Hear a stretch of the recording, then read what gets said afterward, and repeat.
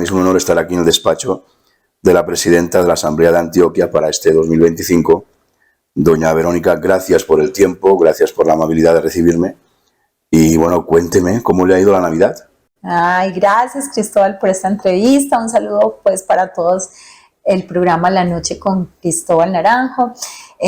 Bueno, vamos arrancando este 2025 con toda, con mucha fuerza, estudiando mucho porque hay temas no solamente políticos sino administrativos que requieren la presencia siempre del presidente o de la presidenta, y entonces andamos aquí haciendo un ejercicio juicioso académico, riguroso administrativo, también para sacar algunos temas importantes, no solo desde el punto de vista político sino de la corporación adelante. ¿Cómo, cuándo y por qué entra usted en política? Bueno, yo llegué a este mundo de la política porque tenía un familiar lejano, un primo lejano, que fue concejal de Medellín más o menos en el 2005-2007, y empecé a tener aproximaciones con el mundo político en ese momento. Pero me decidí a ser corporada gracias a la invitación que me hace la senadora Paola Holguín y el representante de la Cámara Juan Espinal cuando me dicen y me invitan a pertenecer a su equipo político.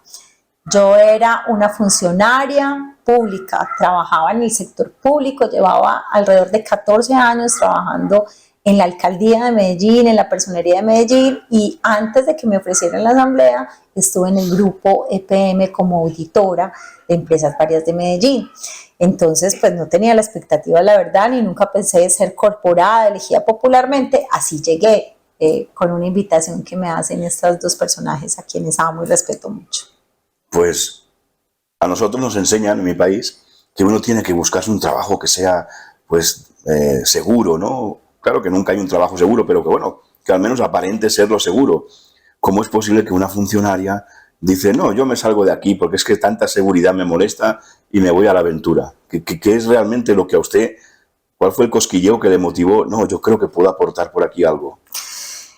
La verdad, Cristóbal, me hace la pregunta y entonces voy a decir como Amparo Grisales que me ericé, porque creo que Dios me pone en este lugar de poder. Yo soy una persona muy creyente y cuando empecé a conversar sobre el tema de si llegaba o no con mi esposo y mi familia, porque es un tema muy consultado, finalmente decidimos que en oración Dios nos iba a dar esa respuesta y todo se fue dando en el camino. Entonces, en conclusión, creo que Dios sabía que yo estaba acá para servir y que el objetivo de la política, que es ayudarle a los demás, lo voy a cumplir a través de esa curul que me cedió y me regaló.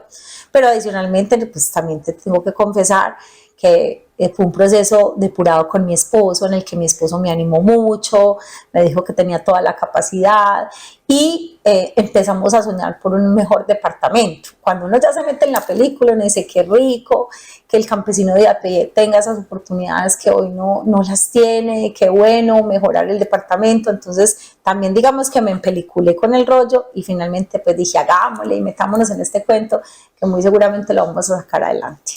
Ahora entiendo por qué fue la votación más alta del departamento. Usted tenía un aval celestial. Ay, tan bello.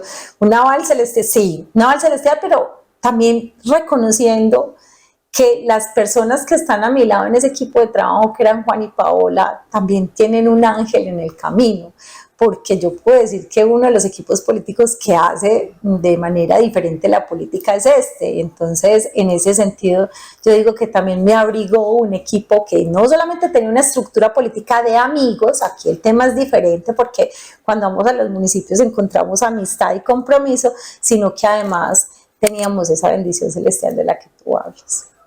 El pasado 30 de noviembre, si no estoy equivocado, fue cuando se definió y se presentó la nueva mesa. Yo quiero preguntarle si usted realmente pensaba aspirar ahí, o lo tenía en mente, o era una cosa como secundaria porque usted vino aquí a trabajar, independientemente de la silla que ocupara. No, la verdad hay que reconocerlo. Cuando yo fui la más votada del Partido Centro Democrático, pero también del país, yo le dije una vez a la senadora, al representante, yo quiero aspirar a la presidencia de la Asamblea en estos 4 años, no solamente porque somos coalición de gobierno, sino porque tenemos gobernador y adicional, pues creo que tengo el merecimiento y lo he trabajado. Cuando nos sentamos en esas conversaciones de amigos aquí en la corporación, dijimos, hagamos el ejercicio de que Verónica sea presidente en alguno de los años, y yo me postulé para el 4.º año, para el último año en esta corporación, y esperaba que fuera el 4.º, pero Dios, los planes de Dios no son los planes de nosotros. Entonces, por supuesto, mi compañero Gregorio, a quien amo con todo mi corazón, es de mi bancada, tuvo que salir por una inhabilidad subsiguiente, consecuente, y eso hace que él vierta la curul y que ya entre en la baraja del partido a poner a pensar el partido si era yo más bien la que estuviera en el segundo periodo y luego otro compañero en el cuarto, y así pues se fueron dando las cosas. Y mis compañeros de la corporación, la mayoría, yo creo que al unísono, creo que fue uno solamente el que no votó por mí, pues fueron decidiendo en el camino que yo era una muy buena propuesta para este año. Bueno, se generaron las cosas, el espacio, y aquí estoy. ¿Qué tanto peso, no sé si emocional o social, tiene el hecho de que sea una mujer? Yo creo que el peso no es por la condición o el género. Definitivamente yo hoy no tengo ese peso encima de mis hombros, porque yo considero que el trabajo y ese tipo de espacios, digamos, de poder, de exaltación, porque estar aquí es un honor, se gana con el trabajo, no porque tú seas hombre o mujer. Y qué bueno que por uno no votaron nunca porque uno es una mujer o porque uno es un hombre. No, es por la capacidad de trabajo, por tu talento, por tu transparencia, porque eres una persona honesta, que haces bien tu trabajo. Eso es por lo que yo creo que votaron mis compañeros. No votaron porque yo era mujer, definitivamente votaron porque fui la más votada del partido, la más votada a nivel nacional, porque además pues mi condición de género también ayuda, yo no lo voy a negar. Entonces yo no tengo esa condición sobre el peso de mis hombros de porque soy mujer. Sí tengo un peso, y es hacer las cosas lo mejor posible para que se destaque ahora sí la mujer como presidente en la Asamblea de Antioquia, no solamente la corporada, sino también una mujer que hace más de 50 años nos elegía, o sea, hemos elegido solamente 4 en 50 años. Entonces qué rico que también digan que una mamá, una esposa, una académica, porque además también estudio, pero también la que está en el territorio, en la calle, la que gestiona, pues también puede ser presidente y hacer que las cosas cambien un poquito en esta corporación. Pero honestamente creo que la carga y el peso es por hacerlo muy bien este año como equipo político, como partido, pero también hay que adicionarle la condición pues de ser mujer. Pero creo que el género no es lo que te mide ni lo que te va finalmente a pesar al momento de tomar decisiones o de estar aquí en la Asamblea. Verónica, educación, seguridad, mujeres. A mí me gustaría trazar una línea muy cariñosa y se consigue entrelazar una cosa con la otra. Todas tienen mucho que ver para que todas funcionen bien. Así es, esos 3 temas, la verdad es que cuando yo llegué a la Asamblea, mis senadores Juan me decían, hay unos temas que te tienen que tocar y que deben tocarte fibras para hacer política. No todos, o sea, todos los sectores y todos los focos de atención son muy importantes, pero hay algo que te va a mover más y por lo que más vas a hacer. Yo creo que no hubo necesidad de que me lo dijeran, porque yo ya sabía que yo quería una educación sin barreras para todos los antioqueños. Que los adolescentes que salieran de los colegios tuvieran la oportunidad de tocarle la puerta a una universidad sin tener que sufrir las consecuencias del no, porque no se tenía plata ni se tenían recursos. Porque además yo lo viví en carne propia.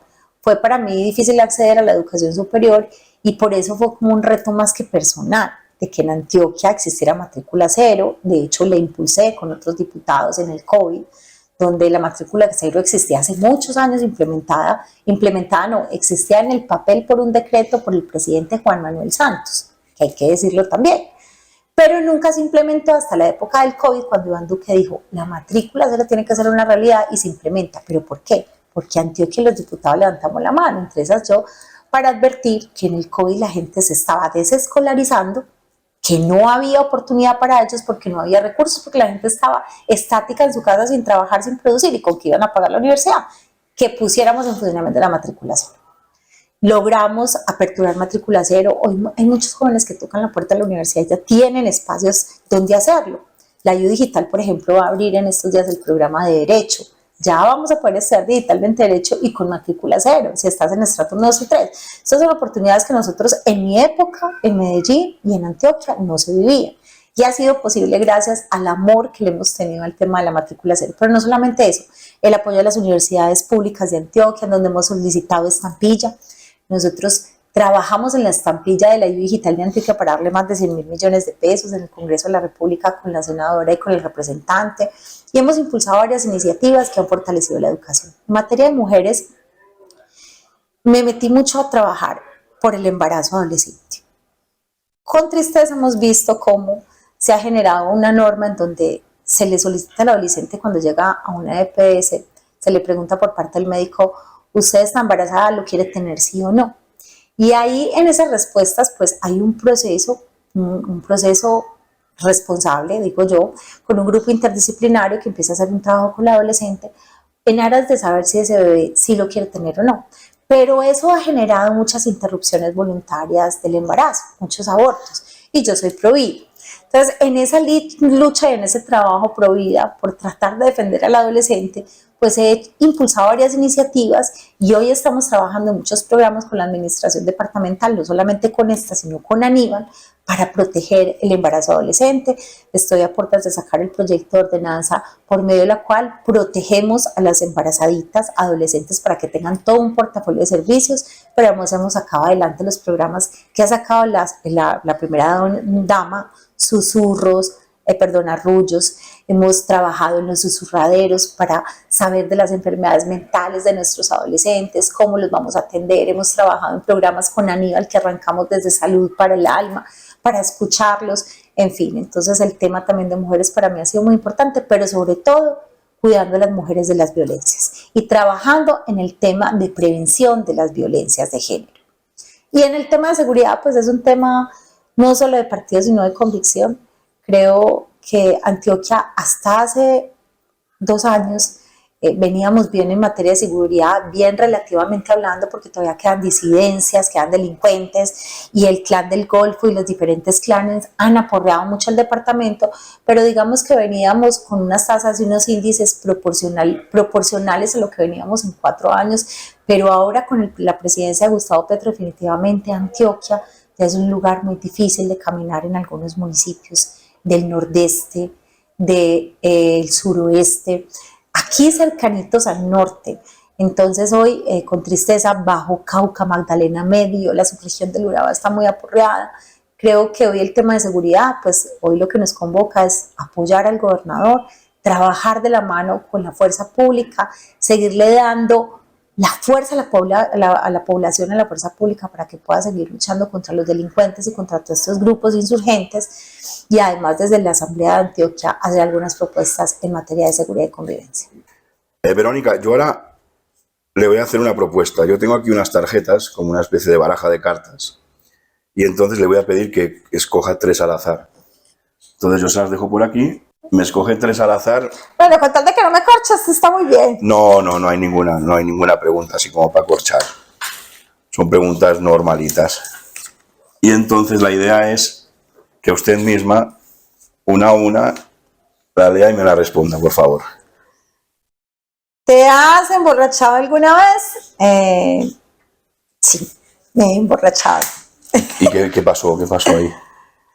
Creo que fue en un 24 de diciembre con mi familia. Pero fue muy gorda, porque si dice creo, ya no se acuerda entonces. Lo que pasa es que yo soy una persona, le voy a decir la verdad, yo soy una persona muy aguantadora. Y me gusta consumir de todos los licores. El guarito es bueno, pero de vez en cuando me gusta mucho el vino, el tinto. Entonces el vino tinto no es un licor que te haga de verdad desinhibirte del todo. Lo pensé es porque yo, como me demoro tanto y siempre me demoro tiempito, yo soy muy aguantadora, yo generalmente nunca me salgo de casillas mentalmente hablando, pero tengo el recuerdo que de pronto el 24 de diciembre, pasando casi 25 ya al amanecer, de pronto ya ese día estaba como medio maluca, entonces sí me emborrachaba. ¿Qué época de tu vida te trae mejores recuerdos? Yo creo que esta, la que estoy viviendo ahora, a mis 40, con el tema político, con esta nueva, con mi familia, mis hijos ya más grandes, disfrutando de mi marido, de esos tiempos ya solos, donde ya no hay niños, que los amo mucho, pero pues ya uno ya los tiene adelante en el camino, disfrutando de los amigos, de Juan, de Paola, de esos momentos especiales. Yo creo que los mejores son los 40, me gusta mucho esa época. ¿Qué harías si te ganaras la lotería? Lo tengo claro. Siempre he querido montar una fundación para los niños enfermos de cáncer, me fascina, creo que sería una lucha, y se lo he dicho mucho a Paola, me fascinaría hacerlo, pero también me dedicaría a viajar. Me encanta conocer el mundo entero. Yo siempre he dicho que tal vez no voy a ser rica por eso, porque a veces mi marido me regaña y me dice hay que tener más austeridad, ser más juicioso con el gasto, usted quiere pasear mucho. Y yo te decía al principio de la entrevista, y que he dicho que tú seas de Barcelona, porque a mí me encantó esa ciudad, me la gocé, y soy mucho de viajar, de pasear. Entonces creo que yo, si me gano la lotería, tengo una fundación, me dedicaría a trabajar en esas fundaciones, sobre todo en esa fundación, y me dedicaría mucho a viajar, a salir, a conocer el mundo. Verónica, un sueño. ¿Qué se sueña que pase en este 2025? Sueño que la gente pueda convencerse de una vez y por todas que Gustavo Petro no es la opción ni esa ideología para seguir adelante en Colombia. Eso me sueño. Ayer nada menos estaba hablando con mi comunicador y yo le decía, no es posible que todavía exista tanta gente tan terca. Con todo lo que está viendo, la gente siga en ese camino. ¿Por qué tengo la sensación que es una persona extremadamente sensible? ¿Se le están chispeando los ojitos? La verdad sí, porque estoy preocupada por el país. O sea, cuando de verdad la política te duele y cuando quieres la gente y cuando quieres tu país, te da tristeza que la gente te cuente que se está yendo, que quiere abandonar, que quiere desertar, que los empresarios tan prósperos en este país ya no quieren estar acá. Entonces uno se va dando cuenta como la terquedad de la gente, el no escuchar, esa política tan cerrera, donde parecen caballos que simplemente los tienen ideologizados, no logran entender la dimensión de lo que le puede pasar a este país. Y cuando uno mira a Venezuela, observa Nicaragua, pues la verdad es que sí conmueve el corazón saber que nuestro país puede llegar a hacer eso, porque Colombia es un país lleno de esperanza, de berraquera, de trabajo, un país muy próspero, muy rico, tenemos todos los pisos térmicos, tenemos muchas oportunidades de ser el mejor país del mundo. Lo que necesitamos es unos buenos administradores, gente correcta, gente transparente, que administre bien lo que tenemos, pero no podemos perder a Colombia, un país que tanto amamos de verdad. O sea, creo que sí hay ese dolor en el corazón porque las preocupaciones del día a día, las noticias, generan mucha desazón, mucha incertidumbre. Dicen que después de la tormenta llega la calma. ¿Cómo se sueña usted esa calma? Uy, no, me sueña con un 2026 donde todo el mundo la rompa, pueda salir a las urnas y que definitivamente derrotemos a la izquierda, pero que la derrotemos de verdad. Es un propósito de vida. Lo que pasa es que cuando pasan estas acciones como las de ayer, donde al Consejo Nacional Electoral le quitan casi 600.000 millones de pesos para hacer elecciones justas, transparentes, pero sobre todo libres, y donde ellos prácticamente en el comunicado de la opinión pública les va a decir se va a acabar la democracia porque no va a ser posible hacer ni elecciones atípicas, ni elegir congreso, ni presidente, pues ahí es donde uno dice que ese sueño está difícil de cumplir si los colombianos no nos ponemos la camiseta. Los colombianos a veces suelen generarle un montón de responsabilidades al político, y entonces ustedes son los responsables, ustedes que no salgan el proyecto de ley, ustedes, y son muy demandantes, además insultantes, los corruptos, los mentirosos, y claro, válido en la medida en que muchos desafortunadamente han dañado la fama de nuestro trabajo, pero la verdad muy demandantes al advertir, pero no hacen mucho. Hoy necesitamos la fuerza ciudadana para que salgamos a caminar las calles, para que hagamos manifestaciones pacíficas, para que las redes sociales empiecen a explotar, para que le digamos a Petro que no, para que tratemos de convencer en el uno a uno cuando caminamos con la gente y trabajamos todos los días, venga que Colombia está cambiando pero para mal, venga que esto no está bien. Yo creo que podemos hacer que haya elecciones en el 2026, pero si todos nos unimos. Dos preguntas muy cortitas. ¿Quién es Álvaro Uribe? Álvaro Uribe es el líder del Partido Centro Democrático, pero un líder mundial. en Colombia, que nos ha enseñado hoy, ya en esta época, a ser resilientes, a tratar de entender que la democracia, la libertad de empresa, pero sobre todo la libertad económica son necesarias para que un país progrese. Creo que esos tres principios básicos, el principio de seguridad democrática, es lo que hacen que Colombia hoy tenga un sostén, tenga un soporte para que todos entendamos que esas son las cuatro cosas que más tenemos que proteger. La libertad, la democracia y la seguridad como tres principios fundantes. Y eso lo ha logrado advertir el presidente Uribe con el paso de estos años. ¿Quién es para usted, tanto personal como profesionalmente, Paola Holguín? Bueno, ella, la verdad, es mi guía, es mi luz, pero además es mi maestra. Yo de Paola he aprendido la transparencia y la honestidad con la que se hace política, el amor por la gente. Eso que me dices que soy como sensible a ratos en las entrevistas es porque yo he aprendido que política se podía hacer de forma diferente con ella. Cuando yo veía y advertía al mundo de la política antes de, yo entendía tal vez como el común de la gente de a pie, que la política había mucho corrupto, que la política era solamente para beneficiarse particularmente y no beneficiar a los demás. Pero yo con Paola entendí otra cosa. Yo entendí que era el amor de Colombia, que era el amor para los antioqueños, todo lo que podemos hacer bien para Antioquia si nosotros tenemos el corazón dispuesto, y que hay principios que son incorruptibles. Y eso lo aprendí con Paola. Entonces, para mí ella es mi maestra. Me gusta terminar siempre estas conversaciones con una reflexión. No sé si ya nos la ha colado por ahí en la entrevista, pero me gustaría que termináramos dándonos una reflexión, algo que quiera que quede en el oído y en la vista de los que nos están viendo y escuchando. Que los seres somos políticos por naturaleza, que ninguno nos podemos desprender de lo que ocurre en este país porque a todos nos toca. Que hoy todos tenemos que involucrarnos de una u otra manera en lo que está ocurriendo en el país y que no podemos ser indiferentes, porque la indiferencia es lo que hace que elijamos bien o elijamos mal.